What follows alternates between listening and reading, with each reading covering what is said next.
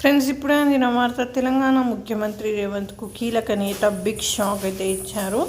ఎవరైనా నేత ఏంటి అనేది చూసేద్దాం. వివరంలోకి వెళ్ళే ముందు దయచేసి సపోర్ట్ చేయండి friends. Please like, share and subscribe.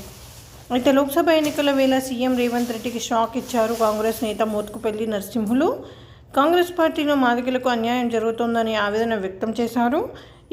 ఈ క్రమంలో రేపు ఇదే అంశంపై ఒక్కరోజు దీక్ష చేస్తున్నట్లు ఆయన ప్రకటించారు. లోక్సభ ఎన్నికల్లో మాదిగ కులస్తులకు ఒక ఎంపీ టికెట్ ఇవ్వకపోవడం మాదిగ జాతిని అవమానించడమే అని ఆయన పేర్కొన్నారు.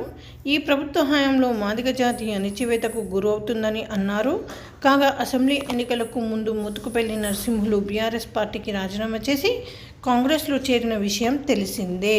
అయితే సీఎం రేవంత్ ఒక్కో కుటుంబంలో ఇద్దరికి టికెట్లు ఇప్పించారని ఫైర్ అయ్యారు. తనకు ఎంపీ టికెట్ రాలేదని ఎలాంటి బాధ లేదని, నా ఆవేదన మొత్తం మాదిగ జాతికి అభివృద్ధి కోసమే అని అన్నారు. లోక్సభ ఎన్నికల్లో బీఆర్ఎస్, బీజేపీ పార్టీలు మాదిగలకు 2 టికెట్స్ ఇచ్చాయని, కాంగ్రెస్ పార్టీ ఎన్ని ఇచ్చిందని ప్రశ్నించారు. అసలు తెలంగాణలో కేసీఆర్ను గద్దె దించేది మాదిగలను.